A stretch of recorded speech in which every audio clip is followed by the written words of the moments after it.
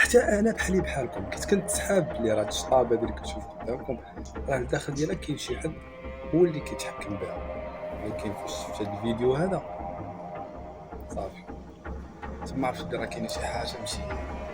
شوفوا معايا.